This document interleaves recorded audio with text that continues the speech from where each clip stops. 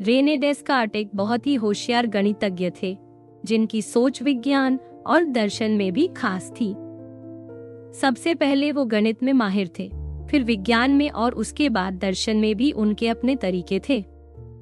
उन्होंने गणित में ऐसे तरीके बनाए जिससे अलजेब्रा और ज्योमेट्री को जोड़ना आसान हो गया।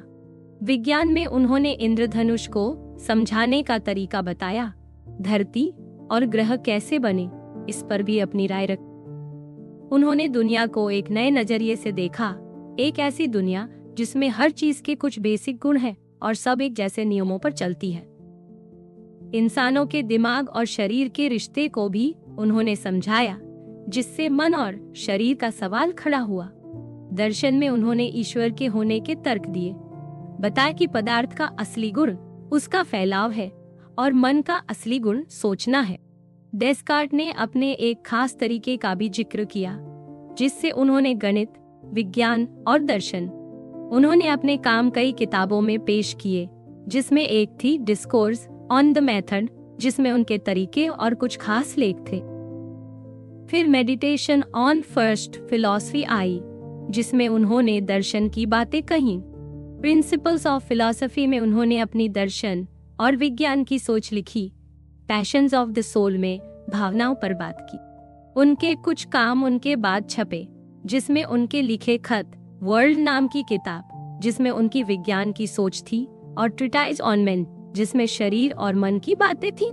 Rules for the direction of the mind नाम की एक अधूरी किताब भी थी, जिसमें उनके तरीके का जिक्र था।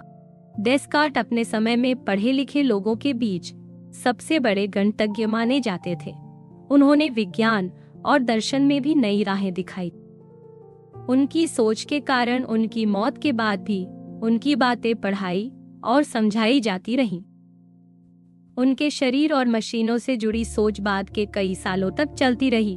उनकी मैं सोचता हूँ इसलिए हूँ वाली बात भी काफी मशहूर है। कई लोग उन्हें बहुत पसंद करते हैं, तो कुछ लोग उनकी सोच से सहमत नहीं हैं। उन्हें कभी कभी हीरो की तरह देखा गया, तो कभी उनकी सोच को ठंडा और गणनात्मक बताया गया। डेस्कार्ट को समझने के लिए उनकी खुद की लिखी बातें पढ़ना अच्छा रहता है। रेने डेस्कार्ट का जन्म 31 मार्च 1696 को फ्रांस के एक गांव में हुआ था। उनकी मां का नाम जेनी था, जो डेस्कार्ट के बहुत छोटे होने पर गुजर गई। डेस्कार्ट ने अपने शुरू के साल अपनी नानी के पास बिताए, अपने बड़े भाई और बहन के साथ। बाद में शायद वे अपने मामा के घर चले गए, जो एक वकील थे और राजा के सलाहकार भी थे। कभी कभी डेस्कार्ट खुद को अपनी मां की जमीन के नाम से पुकारते थे। अपने जन्म वाले गांव का नाम बाद में डेस्कार्ट के नाम पर रखा गया।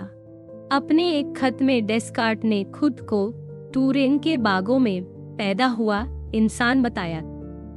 1606 या 1607 के आसपास डेस्कार्ट नए खुले हुए एक स्कूल में पढ़ने गए और वहां कई साल रहे। उन्होंने वहां भाषा, कविता, दर्शन, गणित जैसी चीजें पढ़ी। पढ़ाई के दौरान उन्हें अरस्तु की बातें भी सिखाई गईं, जिसमें तर्क, नैतिकता, प्रकृति और आत्मा की बातें शामिल थीं। पढ़ाई के आखिरी सालों में गणित भी शामिल था। डेस्कार्ट ने पढ़ाई में सिर्फ अरस्तु की बातें ही नहीं पढ़ी, बल्कि पुराने दार्शनिकों की भी बातें सुनी। उन्होंने प्लेटो, स्टोइक और पुराने विचारों को भी जाना। उसी दौरान गैलीलियो ने बृहस्पति के चांद खोजे, इसकी खबर भी स्कूल में आई थी। वैसे तो स्कूल में अरस्तु की सोच का दबदबा था, लेकिन डेस्कार्ट ने दूसरी सोच भी जानी। डेस्कार्ट ने बाद में खुद लिखा कि स्कूल से निकलने के बाद उन्हें अपने ज्ञान पर बहुत संदेह था और वे खुद को ज्यादा अनपढ़ ही मानते थे। फिर भी वे मानते थे कि स्कूल में सीखी चीजें जैसे भाषा, कविता, गणित, धर्म, नैतिकता, कानून, चिकित्सा और बाकी विज्ञान भी अपने अपने तरीके से काम की है। उन्होंने माना कि दर्शन में बहुत विरोधाभास है, इसलिए बाकी विज्ञान भी कई बार उलझ जाते हैं। डेस्कार्ट का कहना था कि उनके स्कूल की पढ़ाई पक्की नहीं थी, क्योंकि असली सही रास्ता तो उन्होंने बाद में ही खोजा। उनके परिवार की चाहत थी कि डेस्कार्ट वकील बने जैसे उनके पिता थे। इसी वजह से वे पढ़ाई के लिए पोइटिए गए और वहां कानून की डिग्री ली। लेकिन उन्होंने कभी वकालत नहीं की और ना ही सरकारी नौकरी में गए। इसके बजाय वे फौजी बन गए और एक दूसरे देश गए, जहां उन्होंने अपने मन से काम किया। जब वे वहां थे तब उनकी मुलाकात एक और गणितज्ञ बीकमैन से हुई। बीकमैन ने उन्हें गिरती चीजों, पानी के दबाव और गणित के कुछ सवाल दिए। दोनों ने मिलकर गणित और विज्ञान को जोड़ने की कोशिश की। वे मानते थे कि हर चीज छोटे छोटे कणों से बनी है और इन कणों का आकार, चाल, वजन ये सब होता है। डेस्कार्ट ने अपने नोट में डेमोक्रिटिका नाम से एक हिस्सा बनाया, जिसमें पुराने दार्शनिक डेमोक्रिट्स के विचारों का जिक्र था। इसी समय डेस्कार्ट ने एक ऐसी बात समझी जिससे ज्योमेट्री और गणित को जोड़ना आसान हो गया। उन्होंने बताया कि हर तरह की रेखा को हम गणित के सवालों और लंबाई के अनुपात से समझ सकते हैं। डेस्कार्ट खुद ज्योमेट्री को सबसे जरूरी मानते थे और उनके लिए ये नए तरीके सिर्फ वहां मददगार थे जहां ज्योमेट्री के पुराने तरीके मुश्किल हो जाते। बाद में जब गणित में अलजेब्रा और विश्लेषण ज्यादा जरूरी हो गए, तब उनके बनाए गए तरीकों को कार्टेशियन नाम दिया गया। डेस्कार्ट ब्रेडा छोड़कर एक नई सेना में शामिल हो गए। वहां एक जंग हो रही थी जिसमें बहुत से देश जुड़े थे। उसी दौरान जब वो सफर कर रहे थे तो एक छोटे से शहर में रात बिताई। उस रात डेस्कार्ट को 3 सपने आए जिनसे उन्हें अपने जीवन का मकसद समझ आया। उन्होंने तय किया कि अब वे पूरे ज्ञान को बदलने की कोशिश करेंगे और इसकी शुरुआत दर्शन से करेंगे, क्योंकि बाकी सारी बातें उसी से निकलती हैं। डेस्कार्ट ने उस वक्त की आम सोच और कुछ नए विचारकों की बातें भी पढ़ी जो अरस्तु की बातों से अलग सोचते थे। उन्होंने कई जाने माने दार्शनिकों की किताबें पढ़ी, लेकिन इनमें से कुछ ने उन पर ज्यादा असर नहीं डाला। डेस्कार्ट को अपने देश में कुछ वक्त अपने परिवार के काम से रहना पड़ा। फिर वे इटली भी गए और वहां कुछ साल बिताए। वापस आकर वे पेरिस में रहे, जहां उनकी मुलाकात कई गणितज्ञों और विज्ञान से जुड़े लोगों से हुई। वहीं रहते हुए डेस्कार्ट ने गणित के कुछ सवालों पर काम किया और एक खास नियम खोजा जिससे लेंस की बनावट समझना आसान हो गया। उन्होंने अपने नए तरीके को समझाने के लिए रूल्स नाम की एक किताब लिखी। इस किताब में डेस्कार्ट ने बताया कि जैसे गणित में हल्की फुल्की बातें छोटे छोटे हिस्सों में बांटकर समझते हैं, वैसे ही किसी भी चीज को समझा जा सकता है। हर कदम पर काम को जांचते रहना चाहिए और बिल्कुल साफ साफ समझना चाहिए। उन्होंने ये भी कहा कि दूसरों के खोजे हुए तरीकों को भी देखना चाहिए और छोटी छोटी चीजों में छिपे तरीके और नियम समझना चाहिए, जैसे कालीन बनाना या गिनती के खेल। उन्होंने ये भी बताया कि इंसान के अंदर समझने की कई ताकतें होती हैं: अकल, कल्पना, अनुभव और याददाश्त। इन्हीं से मिलाकर बड़ा से बड़ा सवाल भी हल किया जा सकता है, जैसे रोशनी का खेल या चुंबक कैसे काम करता है। 1628 के आखिर तक डेस्कार्ट ने रूल्स पर काम करना छोड़ दिया, क्योंकि वह इसका केवल आधा ही लिख पाए थे। इसके बाद वह डच देशों में रहने चले गए और बहुत कम ही फ्रांस लौटे। वहां रहते हुए उन्होंने अपना पता गुप्त रखा और कई बार ठिकाना बदला। उनका मानना था कि जो आदमी छुपकर अच्छा जीता है, वही असल में अच्छा जीता है। डच देशों में पहुंचते ही डेस्कार्ट ने 2 तरह के विषयों पर काम शुरू किया। एक बार गर्मियों में जब उन्होंने सुना कि रोम के पास आसमान में नकली सूरज दिखाई दिए हैं, तो वह इसकी वजह ढूंढने में लग गए। उनका मानना था कि आसमान में बर्फ का बड़ा छल्ला लेंस की तरह काम करता है, जिससे सूरज की कई छवियां बनती हैं। इस खोज के दौरान उनका ध्यान दर्शन की तरफ भी गया, जिसमें वे जानने की कोशिश कर रहे थे कि दुनिया की सबसे पहली बुनियादी सच्चाई क्या है। इसमें भगवान और आत्मा का होना भी शामिल था। डेस्कार्ट का कहना था कि भगवान और इंसान की आत्मा के बारे में सोचने से ही उन्होंने भौतिकी की नींव समझी। उन्होंने एक छोटी सी किताब भी लिखी थी जिसमें अपने नए विचारों को समझाया था। जब वे नकली सूरज की खोज में लगे थे, तभी उनके दिमाग में एक बड़ा ख्याल आया कि वे अब सिर्फ एक चीज की वजह नहीं ढूंढेंगे, बल्कि पूरी प्रकृति की हर घटना को समझाने वाली। उन्होंने सोचा कि वे एक ऐसी किताब लिखेंगे जिसमें रोशनी, इंसान और आत्मा के बारे में लिखा जाएगा। इनमें से रोशनी और इंसान पर ही उनका काम मिला है। उन्होंने बताया कि यह पूरी दुनिया बस आकार, लंबाई, चौड़ाई और गहराई से बनी है, और ये सब कणों के रूप में है जो या तो चलते हैं या रुके रहते हैं। हर चीज के पीछे एक जैसे नियम हैं जिनको भगवान चलाता है। डेस्कार्ट की किताबों में यह बताया गया है कि दुनिया की हर प्रक्रिया, चाहे वह ग्रहों का बनना हो या इंसान के शरीर का चलना, सब इन छोटे छोटे कणों और उनके नियमों से चलती है। उन्होंने बताया कि यह सब हमेशा एक तय तरीके से होता है, जैसे कोई सीधी रेखा बनती है या जब कण टकराते हैं तो उनकी चाल बदल जाती है। डेस्कार्ट ने अपनी इस बड़ी किताब को रोक दिया और फिर अपनी नई सोच को छुपे नाम से एक छोटी किताब में पेश किया। इसमें उन्होंने अपनी जिंदगी का सफर बताया कि कैसे उन्होंने अपने पुराने ज्ञान पर शक किया और सब कुछ नए सिरे से शुरू किया। इसमें उन्होंने मन और शरीर के अलग अलग होने की बात रखी। इस किताब में उन्होंने गहरी शंका या संदेह वाली सोच नहीं अपनाई थी और ना ही ये दावा किया था कि पदार्थ का असली गुण उसका फैलाव ही है। ये बस एक सोच थी जिसे बाकी नतीजों से जांचा जा सकता था, जो उन्होंने अपने बाकी लेखों में बताए थे। डेस्कार्ट ने मौसम से जुड़ी कई चीजों को भी समझाया, जैसे भाप, नमक, हवा, बादल, बर्फ, बारिश, ओले, बिजली, इंद्रधनुष और नकली सूरज कैसे बनते हैं। डेस्कार्ट ने अपनी किताब में लिखा था कि पानी, धरती, हवा और हमारे आसपास की बाकी चीजें बहुत छोटे छोटे टुकड़ों से बनी है। ये टुकड़े अलग अलग आकार और तरह के होते हैं, जिनके बीच में बहुत छोटी छोटी जगहें होती हैं।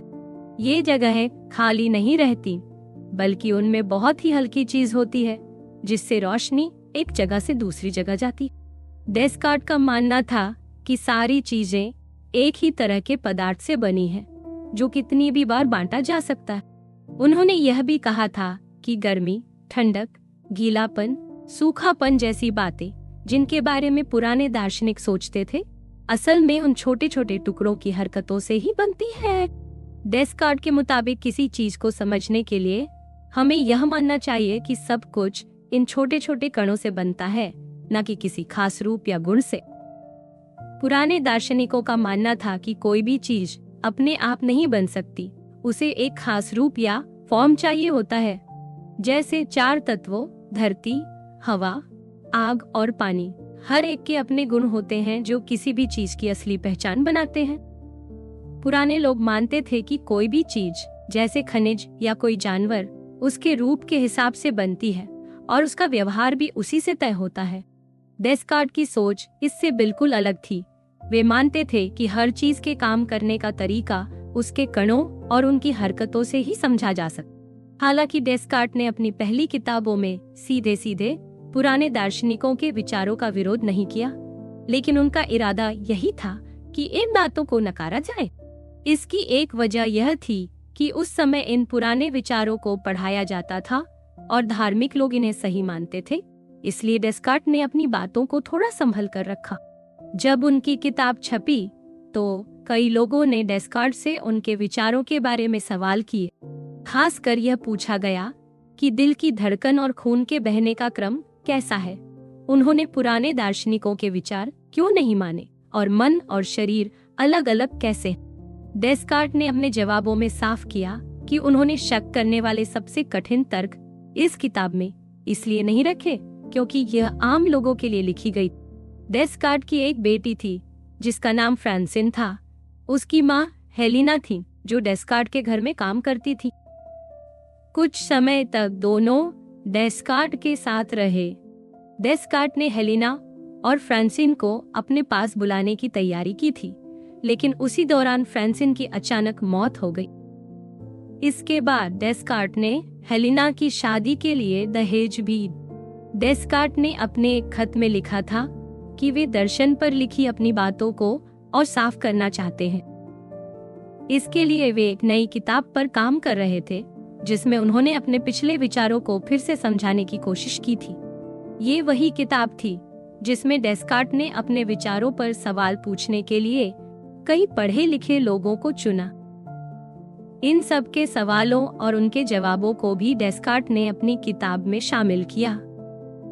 डेस्कार्ट का मानना था कि उनकी किताब में उन्होंने अपने विज्ञान के नियम भी बता दिए हैं। उन्होंने पदार्थ के बारे में, भगवान की भूमिका के बारे में, मन की प्रकृति के बारे में और मन और शरीर के रिश्ते के बारे में लिखा। डेस्कार्ट और उनके मानने वाले लोग दिमाग और शरीर के रिश्ते को भी विज्ञान का हिस्सा मानते थे। जब डेस्कार्ट ने अपने दर्शन को सामने रख दिया तो वे पूरे विज्ञान को छापने के लिए तैयार हो गए। उन्होंने योजना बनाई थी कि अपनी किताब को लैटिन भाषा में छपवाएंगे ताकि ज्यादा लोग पढ़ सकें। डेस्कार्ट की ख्वाहिश थी कि उनकी किताब स्कूलों में भी पढ़ाई जाए। बाद में उनकी किताबें कई देशों में पढ़ाई भी गईं। कुछ जगहों पर उनकी किताबें रोक दी गईं, लेकिन फिर भी उनके विचारों को मानने वाले लोग आगे बढ़ाते रहे। उनकी किताब प्रिंसिपल्स पहले लैटिन में छपी, फिर उसका फ्रेंच में अनुवाद हुआ। इसमें डेस्कार्ट ने अपनी सोच को एक पेड़ से मिलाया। जैसे पेड़ की जड़ें दर्शन है, तना विज्ञान है और शाखाएं दूसरी सारी विद्या है, जैसे दवा, मशीनें और नैतिक। डेस्कार्ट का कहना था कि असली नैतिकता वही है जिसमें बाकी सभी विद्या का पूरा ज्ञान शामिल हो। इस किताब में शुरू में दर्शन की बातें थीं, फिर विज्ञान के नियम और पदार्थ की बातें थीं, उसके बाद खगोल की बातें थीं और आखिर में धरती, खनिज, धातु, चुंबक, आग और बाकी चीजों के बारे में बताया था। उन्होंने बताया था कि कैसे हमारे सेंस काम करते हैं और विज्ञान में सोचने का सही तरीका क्या है। डेस्कार्ट की मंशा थी कि वे पेड़ों, जानवरों, इंसान के शरीर, दिमाग और सेंस के बारे में भी विस्तार से लिखें, लेकिन आखिरी में कुछ बातें वे पूरी तरह लिख नहीं पाए। फिर भी उन्होंने मन और शरीर के रिश्ते पर थोड़ी बहुत चर्चा की।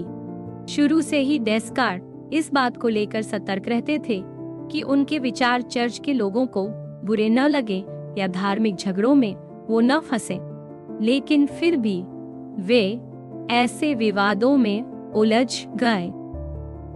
उनके कुछ साथी, जैसे उट्रेक्ट में पढ़ाने वाले प्रोफेसर, डेस्कार्ट के विचारों को क्लास में पढ़ाते थे। धीरे धीरे कुछ धार्मिक लोग उनके विचारों के खिलाफ हो गए और उनकी किताबों को नकारने लगे। डेस्कार्ट ने इन विरोधों का जवाब भी दिया और अपनी बातें साफ की। समय के साथ डेस्कार्ट के अपने ही साथी से भी मतभेद हो गए और दोनों ने अपनी अपनी बातें छपवा दी। इसी दौरान डेस्कार्ट ने इंसान के शरीर को समझाने वाले अपने काम को आगे बढ़ाया। उन्होंने ट्रीटाइज ऑन मैन नाम की किताब लिखवाई और फिर description of the human body पर काम शुरू किया। इसमें उन्होंने बताया कि जानवरों का शरीर कैसे बनता है। डेस्कार्ट ने एक राजकुमारी से भी खतों के जरिए दर्शन और भावनाओं पर चर्चा की। इसी वजह से उन्होंने पैशंस ऑफ द सोल नाम की किताब लिखी, जिसमें उन्होंने भावनाओं और शरीर के व्यवहार की गहराई से बात की। इसमें उनकी नैतिक सोच भी मिलती है। बाद में डेस्कार्ट को स्वीडन की रानी ने अपने यहाँ बुलाया। डेस्कार्ट ने वहाँ के राजघराने के लिए नियम भी बनाए। जब वे रानी को ये नियम देने गए तो वहीं बीमार पड़ गए और फिर उनका निधन हो गया। आमतौर पर किसी भी सोचने समझने वाले इंसान के विचार जीवन भर एक जैसे नहीं रहते। डेस्कार्ट की सोच भी वक्त के साथ बदली। शुरू में उनका ध्यान गणित और उसके तरीकों पर था, लेकिन बाद में उन्होंने ज्ञान और सच की खोज के लिए दर्शन और सोचने समझने की ताकत पर ध्यान दिया। उनकी सोच ये थी कि हम जो भी मानते हैं उसे पूरी तरह जांचना चाहिए और जो बातें बिल्कुल तय हैं बस उन्हीं को मानना चाहिए। जैसे जैसे डेस्कार्ट की सोच पक्की होती गई, उन्होंने कुछ पुराने विचारों को हटा दिया और अपनी नई समझ के हिसाब से चीजों को देखा। यही वजह है कि उनकी अलग अलग किताबों में तर्क और तरीके भी बदलते दिखते हैं, क्योंकि हर बार उनकी सोच और अनुभव भी आगे बढ़ रहे।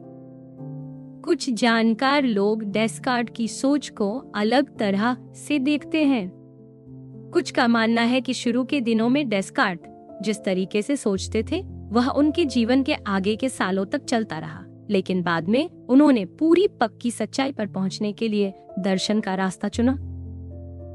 कुछ का कहना है कि डेस्कार्ट ने अपनी शुरुआती सोच को बाद में छोड़ दिया था। कुछ लोग मानते हैं कि डेस्कार्ट चाहते थे कि उनका विज्ञान भी पूरी तरह पक्का और निश्चित हो, लेकिन आखिर में उन्होंने मान लिया कि कुछ बातों में पूरी पक्की सच्चाई मिलना मुश्किल है। इसलिए अपनी आखिरी किताबों में उन्होंने मान लिया कि हर बात पूरी तरह साबित नहीं की जा सकती। इन सब अलग अलग सोचों से यह साफ है कि डेस्कार्ट के दर्शन और विज्ञान के बीच किस तरह का रिश्ता रहा, इस पर अलग अलग राय है।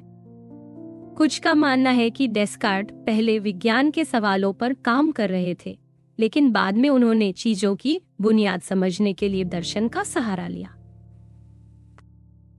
उनके लिए असली चीजें थी आकार, आकृति, जगह और गति। इनसे ही सारी दुनिया की बातें समझाई जा सकती हैं। डेस्कार्ट का मानना था कि इन बुनियादी गुणों से ही सब कुछ बनता है और हर घटना की वजह समझ में आ जाती। कुछ लोग मानते हैं कि डेस्कार्ट का सबसे बड़ा बदलाव यह था कि उन्होंने संदेह करने का तरीका अपनाया और अपनी बात की किताबों में इसका इस्तेमाल किया। उनकी नजर में यह शक करना असल में दिमाग को सही रास्ते पर लाने का एक तरीका था, जिससे इंसान सच को पकड़ सके। जब इंसान इन बुनियादी सच को जान लेता है, तब उसे किसी भी तरह के शक से डरने की जरूरत नहीं रहती। जो लोग इन बातों में रुचि रखते हैं, उन्हें डेस्कार्ट की असली किताबें पढ़नी चाहिए और उनके उस समय के लिखे खत भी पढ़ने चाहिए। डेस्कार्ट ने अपनी दर्शन की सोच सबसे पहले मेडिटेशन में रखी थी, फिर उसे अपनी दूसरी किताब में और आसान भाषा में समझाया। उन्होंने इंसान के मन, सच की पहचान, असली हकीकत, हमारे अनुभवों और शरीर मन के रिश्ते और ईश्वर जैसे बड़े सवालों के जवाब ढूंढने की कोशिश की। डेस्कार्ट को पूरा भरोसा था कि इंसान कुछ बातें जरूर जानता है और नई बातें भी खोज सकता है, लेकिन वे मानते थे कि उनके समय के स्कूलों में जो तरीका पढ़ाया जाता था उसमें बड़ी गलती थी। पुराने दार्शनिक मानते थे कि सारी जानकारी हमें अपनी इंद्रियों यानी आँख, कान, नाक जैसी चीजों से मिलती है। डेस्कार्ट ने इस सोच को गलत बताया। उनका कहना था कि हमारे बचपन से ही हम इंद्रियों के भरोसे चीजें सीखते हैं, इसलिए बड़े होकर भी हम यही मान लेते हैं कि सब कुछ इंद्रियों से ही जाना जा सकता है। डेस्कार्ट ने साफ कहा कि इंद्रियां हमें असली सच्चाई नहीं बता सकती। उनके मुताबिक इंसान का दिमाग खुद सोचकर सच्चाई को पहचान सकता है, यानी असली सच जानने के लिए दिमाग को इंद्रियों से हटाकर अपनी अंदर की सोच पर ध्यान देना चाहिए। उन्होंने अपनी किताब में बताया कि जब हम सोचते हैं तभी समझ पाते हैं कि हम हैं, यानी मैं सोचता हूँ इसलिए हूँ। डेस्कार्ट ने कहा कि जब तक हमें कोई बात बिल्कुल साफ और स्पष्ट समझ में न आ जाए तब तक उसे सच मत मानो। उनके मुताबिक दिमाग की अपनी सोच सबसे बड़ी पहचान है। उन्होंने बताया कि इंद्रियां हमें सिर्फ यही बताती है कि हमारे लिए क्या फायदेमंद है और क्या नुकसानदायक। असली सच, असली चीजों की पहचान हमें अपनी सोच से मिलती है, इंद्रियों से नहीं। उनके हिसाब से इंद्रियां हमारे शरीर के लिए जरूरी हैं, लेकिन सच्ची जानकारी सिर्फ दिमाग से ही मिलती है। इस तरह डेस्कार्ट ने इंद्रियों की जगह दिमाग की ताकत को सबसे ऊपर रखा। डेस्कार्ट मानते थे कि इंद्रियों की खास भूमिका है, खासकर जब बात प्रकृति और विज्ञान की होती है। पुराने समय के कुछ लोग सोचते थे कि इंसान सब कुछ सिर्फ दिमाग से ही जान सकता है, लेकिन डेस्कार्ट जानते थे कि सिर्फ दिमाग से सब कुछ नहीं जाना जा सकता। उन्होंने बताया कि कुछ बड़े नियम तो दिमाग की अंदरूनी समझ से आते हैं, लेकिन हर छोटी चीज को समझने के लिए हमें अपनी इंद्रियों का भी सहारा लेना पड़ता है, जैसे चुंबक या पानी, तेल जैसी चीज। कई बार तो हमें चीजों की असली पहचान इंद्रियों से देखकर ही मिलती है और किसी बात को सच मानने से पहले उसका असर देखना जरूरी है। डेस्कार्ट के हिसाब से गणित और दर्शन की सच्ची बातें तो दिमाग बिना किसी सहारे के समझ सकता है, लेकिन बाकी बहुत सारी चीजों के लिए हमें इंद्रियों और दिमाग दोनों की जरूरत होती। उन्होंने कहा कि दिमाग और इच्छा दो अलग अलग ताकतें हैं। दिमाग चीजों को सोचता है, लेकिन सही गलत का फैसला हमारी इच्छा करती है। कई बार हमारा दिमाग साफ साफ नहीं सोच पाता, खासकर जब हम सिर्फ इंद्रियों या कल्पना के भरोसे होते हैं, जैसे रंग देखने में। इसी वजह से इंसान से गलतियां हो जाती हैं। डेस्कार्ट ने साफ किया कि जो बातें दिमाग अकेले सोच सकता है, उन पर हमें पूरा भरोसा करना चाहिए, वही असली सच्चाई। जो बातें हमें इंद्रियों से पता चलती हैं, जैसे फायदा या नुकसान, वे आम जिंदगी के लिए ठीक है। विज्ञान की बातें समझने के लिए दिमाग और इंद्रियों दोनों का साथ चाहिए। बहुत छोटी चीजों के बारे में जानने के लिए हमें जो दिखता है, उससे आगे भी सोचना पड़ता है। कई बार इसमें गलती हो सकती है, लेकिन मेहनत और सोच से सच्चाई तक पहुंचा जा सकता है। डेस्कार्ट ने कहा था कि जब भी कोई बात हमें बिल्कुल साफ और अलग समझ आती है, तो वही असली सच होती है। उनके मुताबिक जब दिमाग कोई चीज बिल्कुल साफ साफ देख ले और उसमें कोई भी शक की गुंजाइश ना रहे, तभी वो सच है। कई लोगों ने उनसे पूछा कि कोई कैसे जाने कि उसे कोई बात सच में साफ और अलग दिख रही है या नहीं, क्योंकि कई बार हमें लगता है कि हम किसी बात को अच्छे से समझ रहे हैं, लेकिन फिर भी गलती हो जाती है। डेस्कार्ट ने इसका जवाब दिया कि जब भी कोई बात ऐसी हो कि उसे समझने के बाद उसमें जरा भी शक बाकी ना रहे, तभी मानो कि वो सच है। यानी अगर किसी बात को लेकर मन में बिल्कुल पक्का यकीन हो जाए और कोई भी तर्क या शक उसे हिला न सके, वही सच। डेस्कार्ट ने यह भी बताया कि जब हम कहते हैं मैं सोचता हूँ इसलिए हूँ, तो यह बात दिमाग और इच्छा दोनों से मिलकर बनती। दिमाग बात को समझता है और इच्छा उसे सही या गलत मानती है।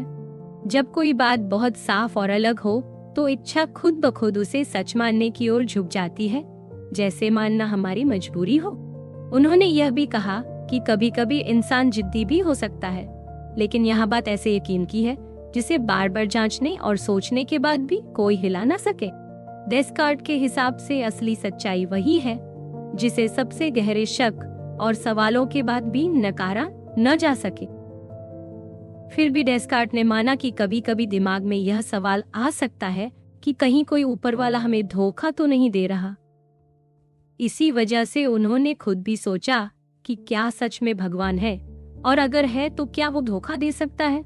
डेस्कार्ट ने तर्क दिया कि भगवान एक ऐसी चीज है जिसका होना जरूरी है, और अगर भगवान सच में है तो वह कभी किसी को धोखा नहीं देगा, क्योंकि धोखा तो तब होता है जब कोई कमी हो, लेकिन भगवान में कोई कमी नहीं होती। कुछ लोगों ने डेस्कार्ट से सवाल किया कि अगर हमें सिर्फ इसलिए भरोसा है कि जो बात साफ और अलग दिखे वो सच है क्योंकि भगवान है, और भगवान पर भरोसा हमें इसलिए है क्योंकि ये बात हमें साफ और अलग दिखती है, तो क्या ये गोल गोल सोचने जैसा नहीं है। डेस्कार्ट ने जवाब दिया कि जब हम किसी चीज को अभी इसी वक्त बिल्कुल साफ और अलग समझ रहे होते हैं, तब उसमें कोई शक नहीं रहता, लेकिन जैसे ही हम यादों के सहारे भरोसा करने लगते हैं, तब शक आ सकता। डेस्कार्ट का मानना था कि अगर हम भगवान की अच्छाई को सच में समझ लें, तो फिर ये शक अपने आप खत्म हो जाता है कि भगवान हमें धोखा दे। जब ये भरोसा पूरी तरह बैठ जाए, तो फिर कोई भी शक टिक नहीं सकता। डेस्कार्ट की सोच थी कि जब भी कोई बात पूरी तरह साफ और अलग समझ में आ जाए, तो वही सच है। इसी वजह से वे मानते थे कि दिमाग के अंदर पहले से ही कुछ बातें छुपी होती हैं, जैसे भगवान की महानता, पदार्थ की असली पहचान और मन का स्वभाव। उनके हिसाब से भगवान ने इंसान के दिमाग में ये बातें पहले से डाल दी हैं, ताकि हम सच्चाई को पहचान सकें। डेस्कार्ट का कहना था कि सच की ये बातें भगवान की बनाई हुई हैं। जैसे भगवान ने तय किया कि वृत्त क्या होता है, या 2 और 3 जोड़ने पर 5 ही होगा। इंसान के दिमाग में भी भगवान ने वही बातें भर दी हैं जो वह खुद चाहता था। लेकिन भगवान से जुड़ी कुछ बातें ऐसी भी हैं जो भगवान ने नहीं बनाई, बल्कि वे उसकी अपनी सच्चाई हैं, जैसे भगवान का होना और उसकी महानता। डेस्कार्ट की नज़र में हम वही बातें समझ सकते हैं जो भगवान ने हमारे दिमाग में पहले से डाल दी है। डेस्कार्ट के मुताबिक असली हकीकत में 3 चीजें होती हैं: भगवान, मन और पदार्थ। भगवान सबसे खास है क्योंकि वही असली मायने में अपने आप रह सकते हैं। मन और पदार्थ भगवान ने बनाए हैं और ये तभी तक है जब तक भगवान इन्हें बनाए रखते हैं। पदार्थ का असली गुण है उसका फैलाव, यानी लंबाई, चौड़ाई और गहराई। डेस्कार्ट मानते थे कि खाली जगह जैसी कोई चीज नहीं है, बल्कि हर जगह पदार्थ ही फैला हुआ है। पदार्थ के और भी गुण होते हैं, जैसे आकार, स्थिति और गति, लेकिन ये सब उसके फैलाव से ही जुड़े होते हैं। पदार्थ का हर छोटा हिस्सा भी सिर्फ फैलाव के साथ ही होता है। मन का असली गुण है सोचना। मन के पास 2 ताकतें होती हैं, सोचने की और चाहने की। सोचने की ताकत कई तरह की होती है, जैसे बिल्कुल साफ दिमाग से सोचना, कल्पना करना या महसूस करना। इनमें से कुछ काम दिमाग अकेले करता है, लेकिन कल्पना और महसूस करना शरीर के सहारे ही होता है। मन की चाहत भी कई तरह की होती है, जैसे किसी चीज को चाहना, नापसंद करना, मानना, इनकार करना या शक करना। चाहत हमेशा सोच पर ही काम करती है, यानी बिना सोचे चाहत काम नहीं करती। डेस्कार्ट के हिसाब से मन की पहचान है चेतना, यानी हमें पता है कि हमारे अंदर क्या चल रहा है। उन्होंने कहा कि मन के हर विचार में किसी न किसी तरह की चेतना होती है। हालांकि इसका मतलब यह नहीं है कि हमें हर समय हर विचार याद रहता है। जब हम सोचते हैं, चाहत रखते हैं, कल्पना करते हैं या कुछ महसूस करते हैं, तो हमें अपने मन की इन हलचलों का एहसास होता है। डेस्कार्ट की नज़र में चेतना, यानी कि हम अपने मन की बातों को पहचान सकते हैं, यही मन की असली खासियत है। उन्होंने ये भी माना कि कई बार हमारे अंदर ऐसे विचार या एहसास होते हैं जिनका हमें ध्यान नहीं रहता या हम उन्हें भूल जाते हैं। फिर भी मन की असली पहचान यही है कि वह सोचता है और महसूस करता है। डेस्कार्ट का कहना था कि मन और शरीर दोनों अलग अलग चीजें हैं। उन्होंने कहा कि मैं अपनी सोच और शक की वजह से मान सकता हूँ कि मेरा शरीर नहीं है, दुनिया नहीं है, कुछ भी नहीं है, लेकिन मैं यह नहीं, न कि सोचने के लिए मेरा होना जरूरी। इससे डेस्कार्ट को यह समझ आया कि मैं एक ऐसा अस्तित्व हूँ जिसका असली स्वभाव सोचने में है और जिसे बने रहने के लिए शरीर या जगह की जरूरत नहीं है। डेस्कार्ट ने आगे कहा कि मन और शरीर अलग अलग हैं। मन का असली गुण है सोचना और शरीर का असली गुण है फैलाव, यानी लंबाई, चौड़ाई, गहराई। मन का शरीर से कोई लेना देना नहीं है और शरीर खुद कभी सोच नहीं सकता। इसी वजह से डेस्कार्ट ने कहा कि दोनों की पहचान भी अलग अलग है। लेकिन इस सोच से एक बड़ी उलझन पैदा हुई। अगर मन और शरीर अलग हैं, तो दोनों आपस में जुड़ते कैसे हैं? जब हम सोचते हैं कि हमें हाथ उठाना है, तो हाथ उठता कैसे है? या अगर किसी चीज से चोट लगती है, तो हमें दर्द महसूस कैसे होता है? डेस्कार्ट खुद भी इस सवाल का कोई पक्का जवाब नहीं दे पा। उनके बाद कई दूसरे विचारकों ने अलग अलग तरीके से इसका हल निकालने की कोशिश की। किसी ने कहा कि भगवान ही दोनों को जोड़ता है, तो किसी ने और तरीके बताए। डेस्कार्ट ने साफ कहा था कि असली बात यह है कि हमारे लिए मन और शरीर का साथ होना जरूरी है, क्योंकि इसी से हमें फायदा या नुकसान का पता चलता है। अगर शरीर को चोट लगती है तो हमें दर्द महसूस होता है, जिससे हम सावधान हो जाते हैं। अगर कुछ अच्छा लगता है तो हम उसकी ओर खींचते हैं। हमारे लिए यही जरूरी है कि हमारे मन और शरीर दोनों का तालमेल हमें जिंदगी में फायदा पहुंचाता है। हालांकि कभी कभी इंद्रियां धोखा भी देती हैं या हम गलत फैसले ले लेते हैं, लेकिन फिर भी यह रिश्ता हमारे लिए जरूरी। डेस्कार्ट का कहना था कि इंसान का दिमाग आमतौर पर सही काम करता है क्योंकि भगवान ने उसे ऐसा बनाया है।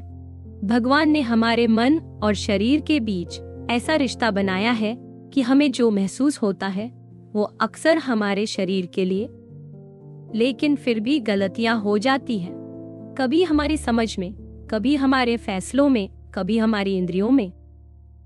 जैसे कई बार हमें दर्द महसूस होता है जबकि असल में वहां कोई चोट नहीं होती।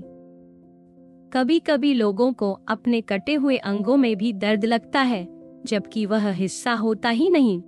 डेस्कार्ट ने कहा कि सोचने समझने या सही गलत का फैसला करने में गलती इंसान की आजादी की वजह से होती है। भगवान ने हर इंसान को अपनी मर्जी दी है और दिमाग को सीमित बनाया है। अगर इंसान हर बार साफ और पक्की बातों पर ही फैसला करे तो वो कभी गलती नहीं करेगा, लेकिन असल जिंदगी में कई बार हमें आधी अधूरी जानकारी पर भी फैसला लेना पड़ता है, इसलिए गलती हो जाती है। इंद्रियों से होने वाली गलती अलग होती है। हमारे शरीर में महसूस करने वाले अंग और नसें हैं और ये सब मिलकर दिमाग तक सूचना भेजती हैं। भगवान ने ये सब सिस्टम वैसे बनाया है कि ज्यादातर वक्त हमें सही महसूस हो, लेकिन कभी कभी रोशनी कम होने या नस खराब होने पर गलत महसूस हो सकता है।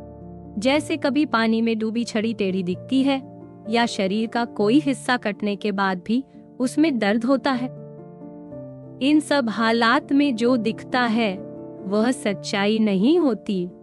डेस्कार्ट ने साफ बताया कि दो तरह की गलती होती है, एक जो हम अपनी सोच से करते हैं और एक जो हमें हमारी इंद्रियां दिखाती। कई बार ऐसा भी होता है कि हमारी इंद्रियां कोई चीज वैसे दिखाती हैं जैसी वो असल में है ही नहीं।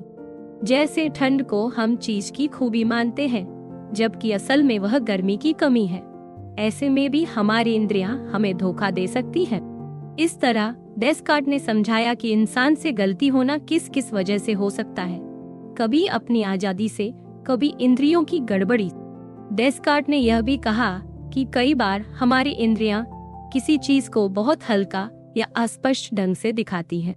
ऐसा नहीं कि वो हमेशा गलत होती है, लेकिन कभी कभी वो इतनी उलझी या कमजोर जानकारी देती है कि हमें खुद भी समझ नहीं आता कि असल में क्या दिखाया जा रहा है। जैसे ठंड का एहसास, हम मान लेते हैं कि ठंड कोई चीज है, लेकिन हो सकता है कि वो बस गर्मी की कमी हो। कई बार रंग जैसी चीजें भी हमें वैसे नहीं दिखती जैसी वे असल में हैं।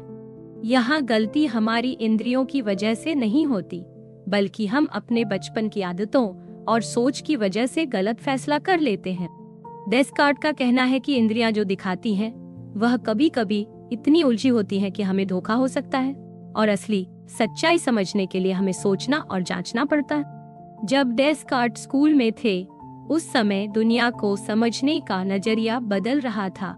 पुराने समय में सब मानते थे कि धरती ब्रह्मांड का केंद्र है, लेकिन कोपरनिकस और गैलीलियो ने बताया कि सूरज असल में केंद्र में है और धरती उसके चारों तरफ घूमती है। उसी दौर में बहुत सारी नई खोजें भी हुई, जैसे जुपिटर के 4 चांद मिलना, आंखों की बनावट को समझना और यह पता लगाना कि खून पूरे शरीर में घूमता है। डेस्कार्ट ने भी विज्ञान में कुछ नई खोजें की थीं, जैसे इंद्रधनुष का असली कारण और रोशनी के बारे में नियम समझाना।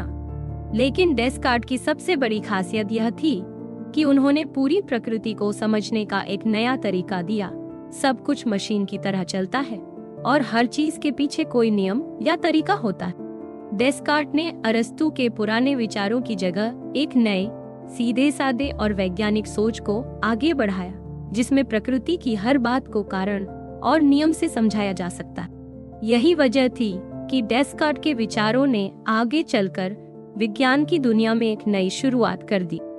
डेस्कार्ट का सपना था कि वे पुराने अरस्तु वाले विज्ञान की जगह अपनी खुद की सोच से हर चीज को समझाएं।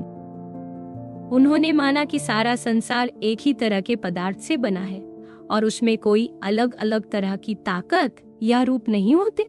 डेस्कार्ट के मुताबिक चीजों का असली फर्क सिर्फ उनके आकार, बनावट, जगह और हरकत से होता है। उन्होंने कहा कि ये पदार्थ कभी खत्म नहीं होते, इन्हीं से जगह भी बनती है और कहीं कोई खाली जगह नहीं होती। हरकत के 3 नियम हैं जो भगवान ने बनाए हैं और उन्हीं से सब कुछ चलता है। जैसे चीजें एक सीधी लाइन में चलती हैं जब तक कोई रुकावट न हो, या जब टकराती है तो अपनी रफ्तार और दिशा बदलती है। डेस्कार्ट के हिसाब से धरती, पानी, आग और हवा बस 4 अलग अलग तरह की चीजें नहीं, बल्कि सब कुछ इन्हीं के आकार, प्रकार और हरकत से अलग अलग बन जाता। डेस्कार्ट ने माना कि शुरू में सारा ब्रह्मांड छोटे छोटे कणों के घोल जैसा था जो लगातार घूमते फिरते रहते थे। इन्हीं से तारे, ग्रह, समंदर, पहाड़, धातुएं, चुंबक, बादल और बारिश वगैरह बने। ग्रह सूरज के चारों तरफ इसलिए घूमते हैं क्योंकि आसपास का माध्यम पानी की तरह गोल गोल घूमता रहता है, जैसे भंवर में चीजें घूमती हैं। चीजें धरती की तरफ इसलिए गिरती हैं क्योंकि चारों तरफ के कण घूमते हुए उन्हें नीचे धकेलते हैं, न कि किसी खिंचाव या अदृश्य ताकत की वजह से। डेस्कार्ट ने कहा कि दूर से असर दिखाने वाली हर चीज, जैसे चुंबक, उसका भी असली कारण ये कण ही है। जैसे धरती के दोनों छोर से खास तरह के कण निकलते हैं जो चुंबक को एक दिशा में खींचते हैं।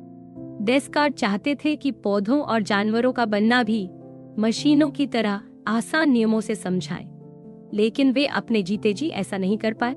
उन्होंने बहुत सारी बातें जरूर लिखी जिसमें जानवरों के शरीर के कामकाज को मशीनों जैसा बताया गया, जैसे खाना पचना, बढ़ना या बच्चा पैदा करना। डेस्कार्ट ने यह भी कहा कि असली आत्मा या सोच सिर्फ इंसानों में होती है, जानवरों में नहीं। उनके मुताबिक जानवर भी मशीन की तरह हैं, उनके पास दिमाग या सोचने समझने की ताकत नहीं होती, न ही असली एहसास होता है। डेस्कार्ट के कई बात के समर्थकों ने भी मान लिया कि जानवरों को कोई दर्द या भावना नहीं होती, जबकि आजकल कुछ लोग इससे सहमत नहीं हैं। लेकिन डेस्कार्ट ने तो सब कुछ मशीनों की तरह नियम से समझाने की कोशिश की थी और इसी वजह से उनकी सोच ने पूरी दुनिया में विज्ञान का रास्ता बदल दिया। डेस्कार्ट ने इंसान और जानवरों के शरीर के कामकाज को मशीनों की तरह समझाया। उनके मुताबिक जब भी कोई चीज हमारी आंखों या कानों तक पहुंचती है तो वो दिमाग तक जाती है, जहां बहुत हल्का और बारीक पदार्थ, जिसे उन्होंने एनिमल स्पिरिट कहा, नसों में बहता है और मांसपेशियों तक पहुंचकर हरकत करवाता है।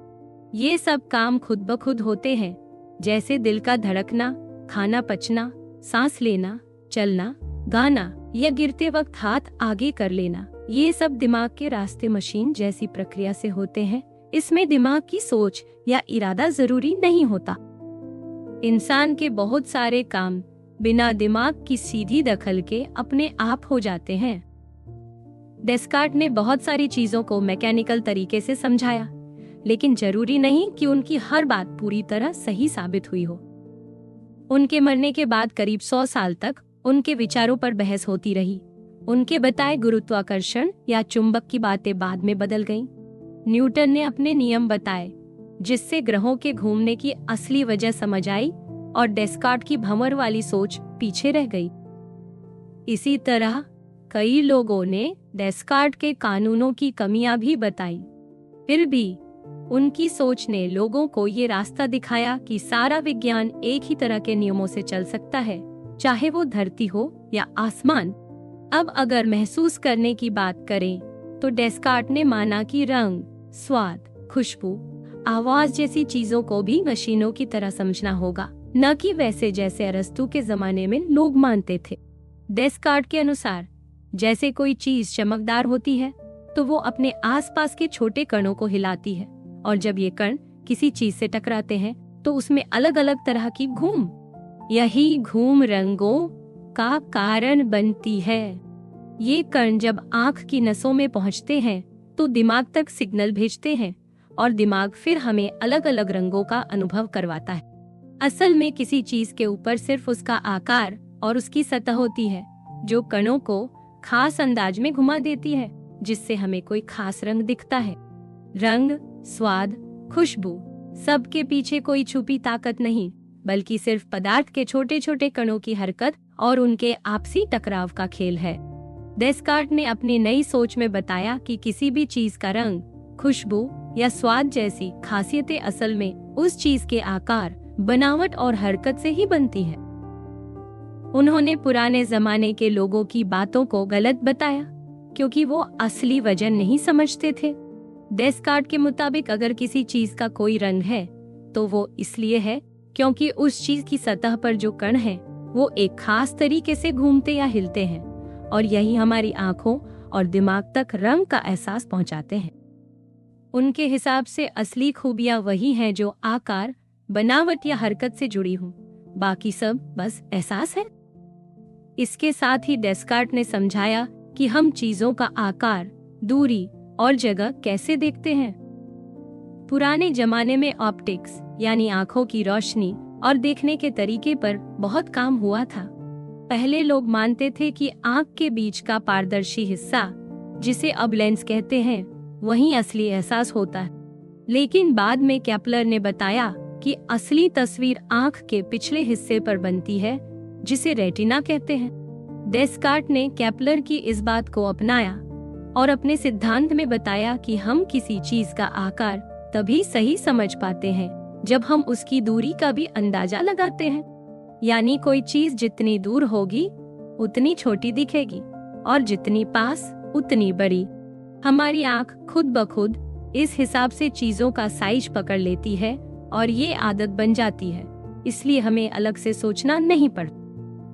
पुराने कुछ वैज्ञानिकों ने बताया था कि जब हम जमीन पर निशान या हिस्से गिन सकते हैं तो हमें दूरी का अंदाजा होता है।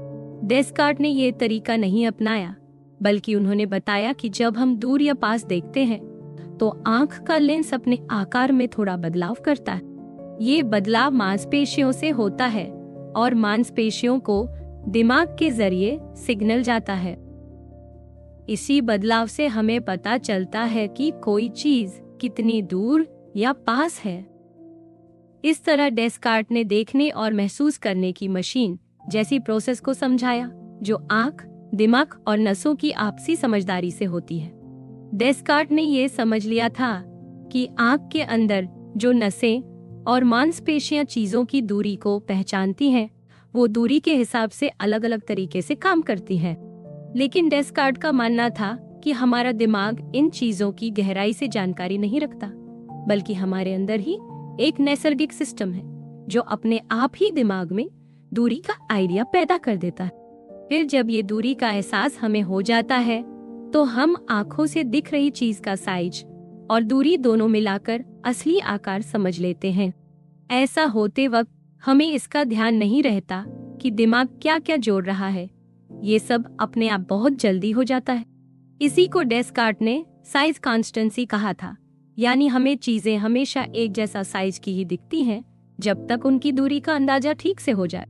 डेस्कार्ट ने बताया कि जब हम किसी चीज का आकार या उसकी बनावट देखते हैं तो हम उसका सही साइज तभी समझ पाते हैं जब हमें उसकी दूरी का सही अंदाजा भी।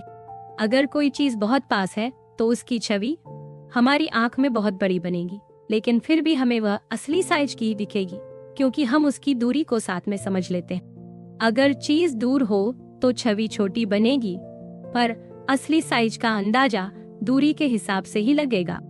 डेस्कार्ट का मानना था कि हमारे मन और शरीर के बीच जो रिश्ता है वो भी कुदरती नियमों से चलता है। दिमाग के अंदर जो हलचल होती है उसका असर हमारी महसूस करने की शक्ति पर भी पड़ता है।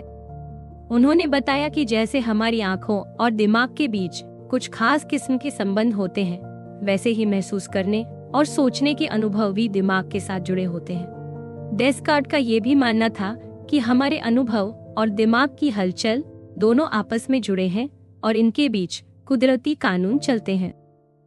इसी सोच को बाद में माइंड बॉडी लॉ कहा गया, यानी मन और शरीर के नियम। डेस्कार्ट की सोच का असर बहुत सालों तक रहा। उनकी सोच ने कई नए सवाल खड़े किए और आगे आने वाले बड़े दार्शनिकों को सोचने पर मजबूर किया।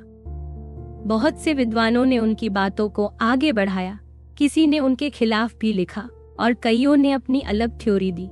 डेस्कार्ट की थ्योरी ने दिमाग, शरीर, सोच और महसूस करने के बारे में नई राह खोल दी, जिसका असर आज भी दिखता है। डेस्कार्ट का सबसे गहरा असर यही था कि उन्होंने इंसान की सोच और समझ को ही सबसे पहले जांचने की सलाह दी, ताकि हम जान सकें कि इंसान सच में क्या जान सकता है और क्या नहीं। उनके बाद बहुत से दार्शनिकों ने भी इसी तरह से सोचना शुरू किया।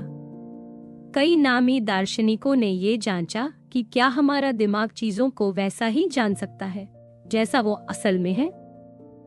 कुछ ने डेस्कार्ट की सोच को नकारा और कहा कि सच और हकीकत को पूरी तरह से जाना ही नहीं जा सकता।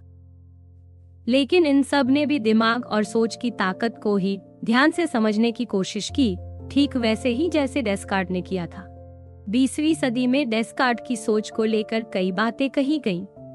कई बार तो लोग उन्हें गलत भी समझ बैठे। कई बार लोगों ने उनके शक करने के तरीके को बस इतना मान लिया कि इंसान सिर्फ अपनी ही अनुभूति या महसूस करने वाली चीजों को ही जान सकता है, बाहर की असली दुनिया को नहीं। लेकिन असल में डेस्कार्ट ने ऐसा नहीं कहा था।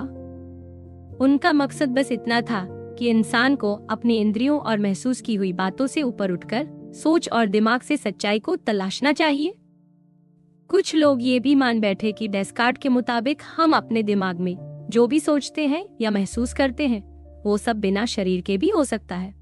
लेकिन डेस्कार्ट ने कभी ऐसा नहीं कहा। उनका साफ कहना था कि महसूस करना और कल्पना करना तभी हो सकता है जब दिमाग और शरीर जुड़े हों। बिना दिमाग के सिर्फ आत्मा में ये सब मुमकिन नहीं।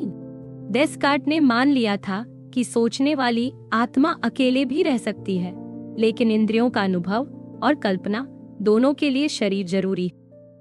कई बार डेस्कार्ट पर यह भी आरोप लगे कि उन्होंने शरीर और भावनाओं को नजरअंदाज कर दिया। लेकिन ये भी सही नहीं है, क्योंकि डेस्कार्ट ने अपने कई कामों में साफ बताया है कि शरीर और भावनाएं दोनों का हमारी जिंदगी में बहुत रोल है। उन्होंने कहा कि जब हम सिर्फ सोच विचार करना चाहें, तब हमें इंद्रियों से हटकर सोचना चाहिए, लेकिन असल जिंदगी में मन और शरीर का मेल सबसे अहम है। डेस्कार्ट की सोच ने बहुत से नए सवाल उठाए और इंसान की समझ, सोच और महसूस करने की ताकत को नए ढंग से समझाया। इसी वजह से उनकी बातें आज भी अहम मानी जाती हैं। डेस्कार्ट के बारे में कई लोगों ने ये गलतफहमी बना ली कि उनका मानना था इंसान सिर्फ एक मशीन की तरह काम करता है, जैसे पहले महसूस करना, फिर सोचना, फिर प्लान बनाना और फिर हरकत करना। लेकिन डेस्कार्ट ने साफ कहा था कि बहुत सारे काम हमारे शरीर के अपने आप हो जाते हैं, दिमाग से पूछे बिना। जैसे अगर कोई गिरने लगे तो सिर बचाने के लिए हाथ अपने आप आगे आ जाते हैं। ये हमारा दिमाग नहीं, शरीर की मशीन जैसी बनावट है जो ये करवा देती। डेस्कार्ट ने ये भी कहा कि कई बार हमारा शरीर खुद ही किसी चीज के लिए तैयार हो जाता है और उसके बाद हमारा मन भी वही करने लगता है। इस तरह उन्होंने कभी नहीं कहा कि हर इंसानी काम सोच विचार के बाद ही होना चाहिए या होता है, बल्कि उन्होंने माना कि सोच विचार सिर्फ वही जरूरी है जहां वक्त और जरूरत हो। लोग डेस्कार्ट को इतनी बार गलत क्यों समझ लेते हैं? एक वजह यह है कि कई लोगों ने डेस्कार्ट के बारे में दूसरे लोगों की किताबें या भाषण पढ़ लिए, लेकिन डेस्कार्ट की असली बातें कभी ध्यान से नहीं पढ़ी। इसी वजह से कई बार लोग डेस्कार्ट पर बेकार के आरोप लगा देते हैं, जैसे उन्होंने भावनाओं को नकार दिया या शरीर को अहमियत नहीं दी, जबकि उन्होंने अपनी पूरी किताब ही भावनाओं पर लिखी। असल में डेस्कार्ट का असर बहुत बड़ा था। उन्होंने अपने वक्त की बड़ी बड़ी मुश्किलों पर नई सोच दी, चाहे वो गणित हो, आंखों से देखना या शरीर की बना। उन्होंने दुनिया को ये सोचने की नई दिशा दी कि हर चीज को मशीन की तरह नियमों से समझा जा सकता है। उनकी बातें इतनी पक्की थी कि उनकी सोच आज भी बहुत मायने रखती है। डेस्कार्ट की किताबों और सोच ने ऐसे बहुत से सवाल खड़े किए जिनके जवाब आज भी पूरी तरह से नहीं मिले। खास तौर पर दिमाग और शरीर के रिश्ते का सवाल, क्या मन और शरीर वाकई अलग अलग हैं? क्या सोच और एहसास सिर्फ दिमाग का खेल है या इनमें कुछ और है? आज भी बहुत से लोग ये मानते हैं कि मन और शरीर अलग अलग बातें हैं, लेकिन असल में उनका ताल्लुक क्या है, ये तय करना आसान नहीं है। डेस्कार्ट की वजह से ही ये बहसें शुरू हुई और आज तक चल रही हैं। इसी वजह से डेस्कार्ट की सोच हमेशा जिंदा रहेगी, क्योंकि उन्होंने ऐसे सवाल उठाए जिनका जवाब ढूंढना अभी बाकी।